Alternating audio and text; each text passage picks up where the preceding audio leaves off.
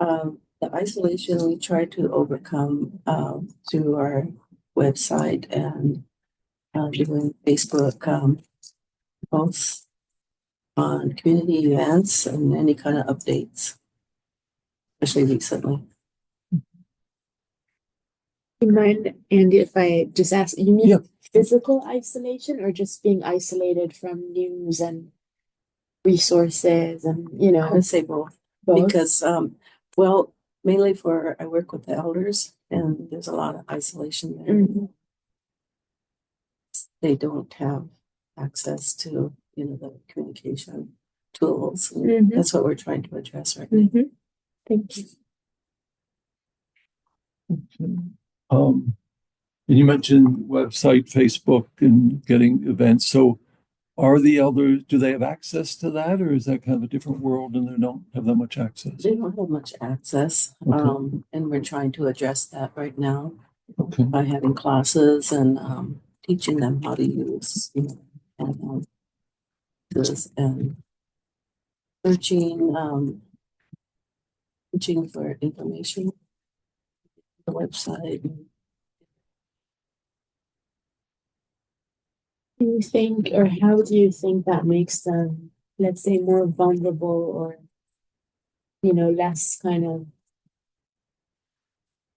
like have less resources available to them? What are the implications of this isolation, you think?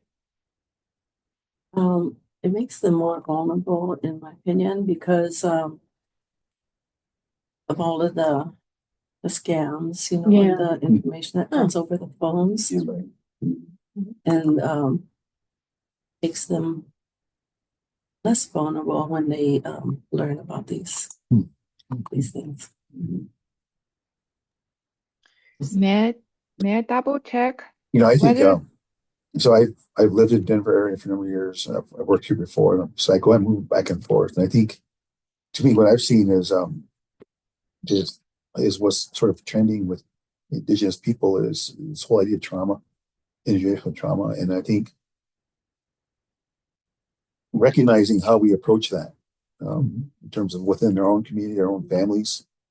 I think, in my view, we're still trying to restore our life ways, and it seems to be it could be more vulnerable in the urban area because, as you mentioned, disbursement and those kind of things. Where where I live, we have a lot of my families there in close proximity, right, on the reservation and in Rapid City, South Dakota.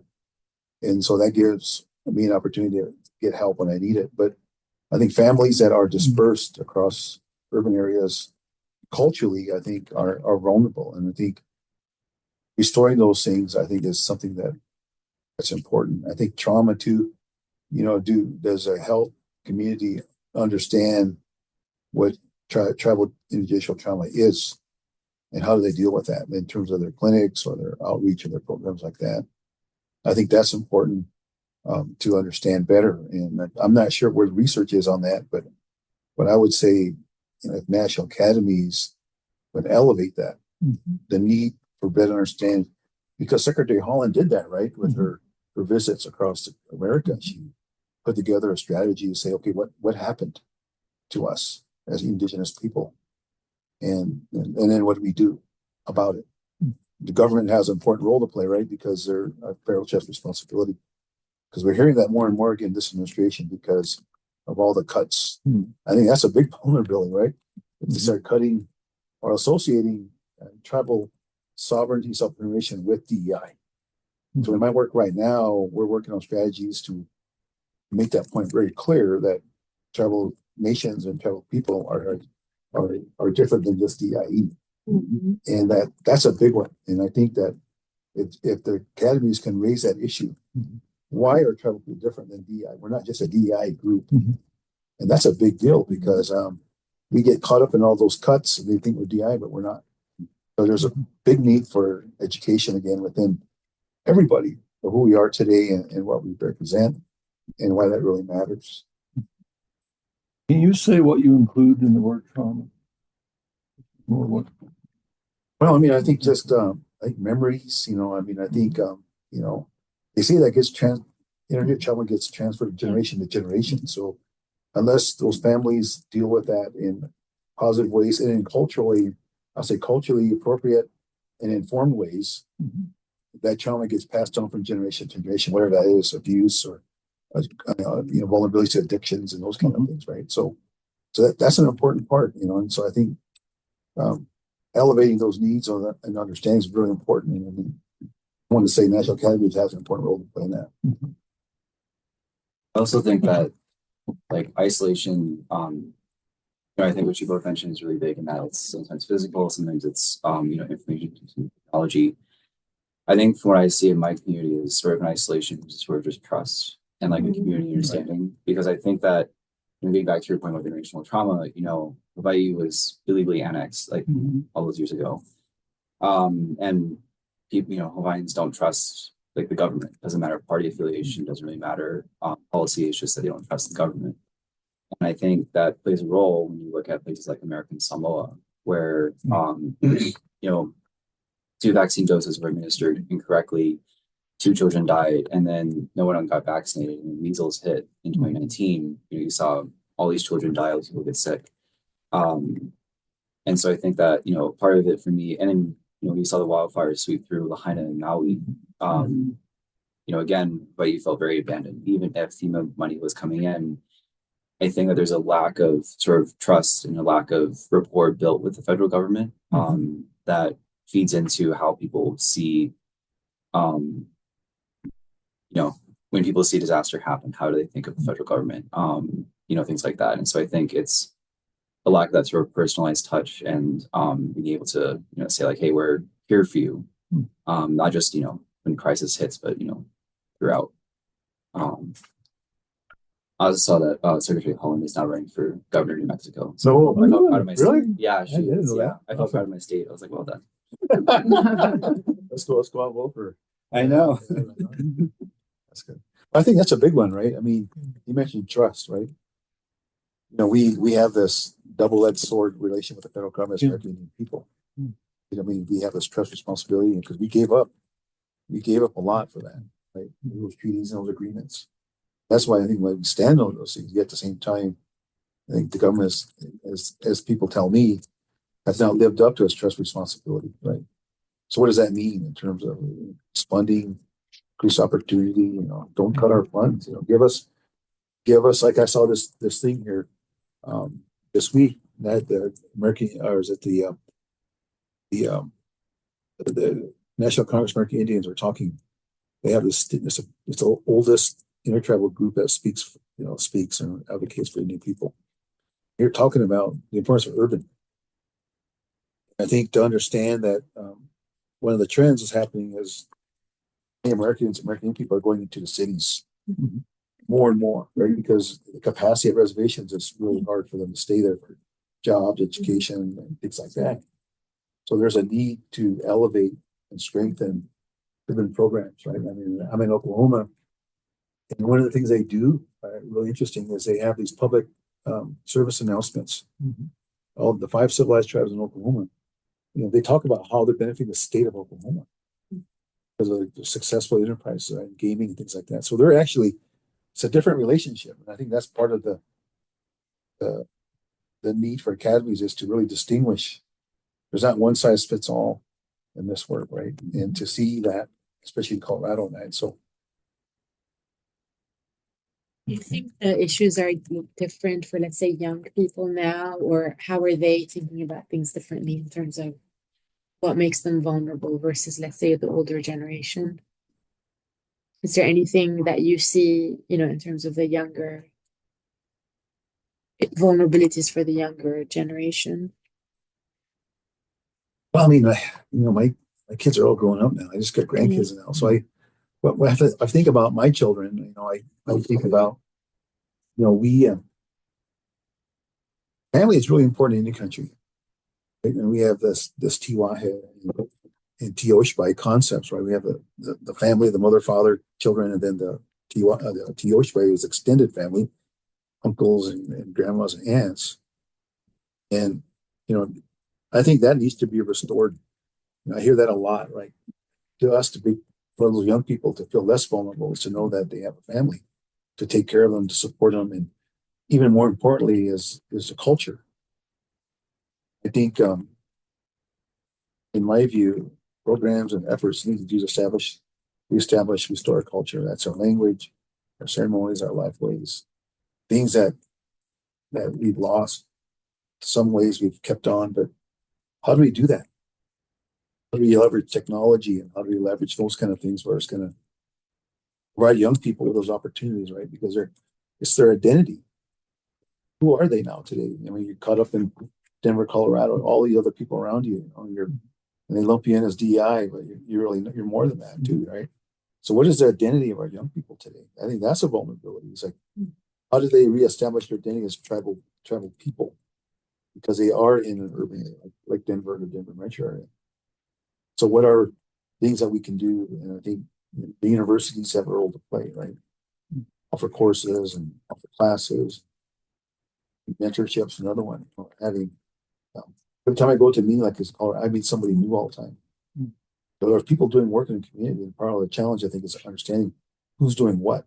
And we should be able to have a platform now where we can share the work and to see who's doing what, and to figure out ways that our young people could plug into those things. A really good point on having information on the youth, because a lot of the youth, and you're saying that they're coming from the reservations, it's really true, because there's a lack of housing and jobs and support there. And often they, on the tribal level, they tell the youth to go to college and come back and help, but they can't because there's no housing, there's no jobs. And so they end up coming to the urban areas.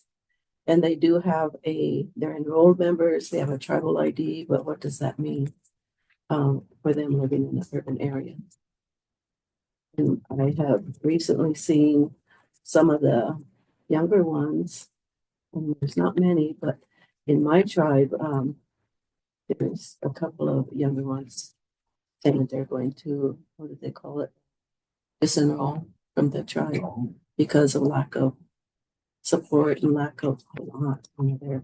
They don't feel accepted when they go back to their home reservations.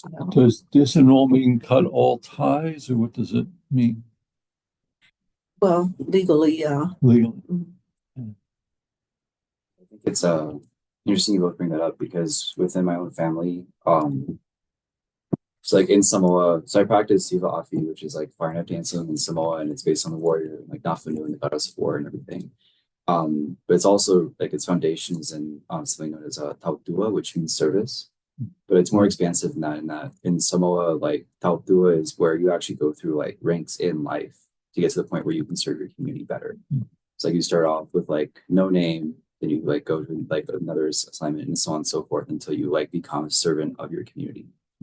And I think it carries over to Hawaii in some ways, because at least in my family, like my grandparents like didn't have a lot, neither did my aunts or uncles, and they all really serve each other. They all like support each other. And living through the generations, I'm seeing less and less of that as the generations have progressed, where not to say they become more sort of westernized, Americanized, but just like now a lot of my cousins really value things like iPhones and who has the latest version, who has the latest AirPod, and they don't value things like hula, for example. So like I'm third generation hula, but on my mom's side, I'm the only one in that family that's practicing it. No one else is, whereas like we had more people who were.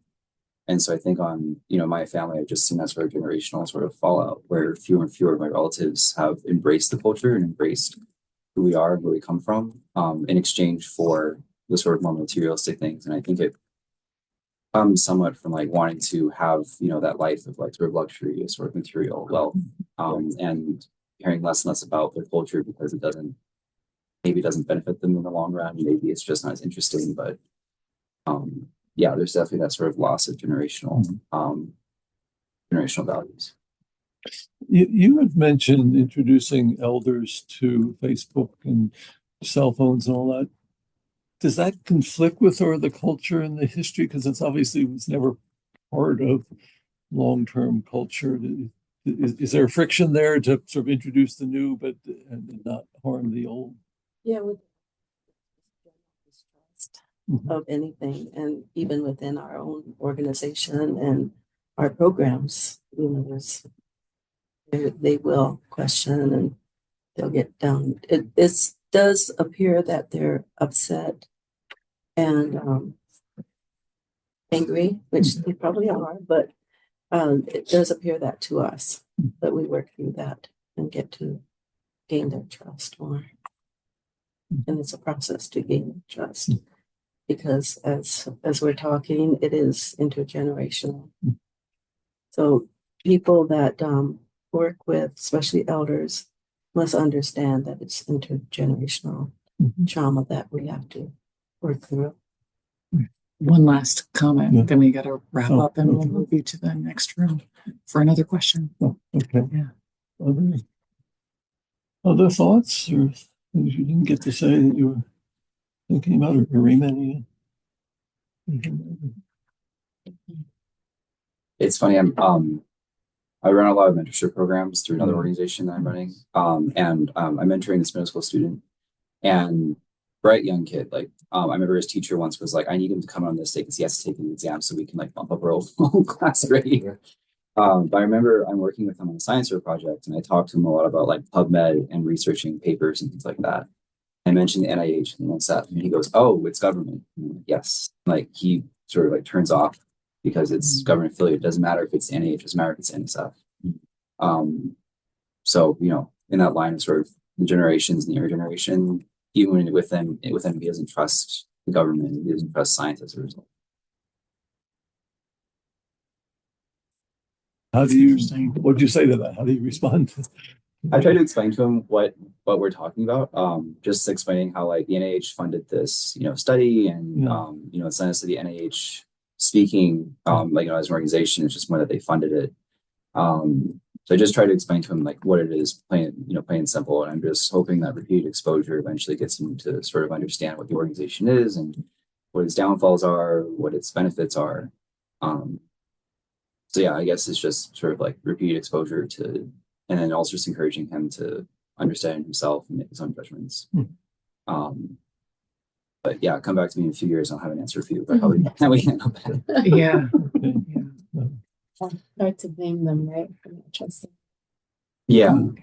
Especially when you consider that, he lives in an under-resourced area and it's like, why would he trust anyone who hasn't been there for him? Again, that aspect of trust comes into it. I have another project that I'm having a meeting on next week about water contamination on the island of Oahu, the Red Hill jet fuel storage facility that leaked. And anyway, I wanted to enroll like committee members on the island of Hawaii. And when I reached out to several professors that are Native Hawaiian, they said, we don't want to serve.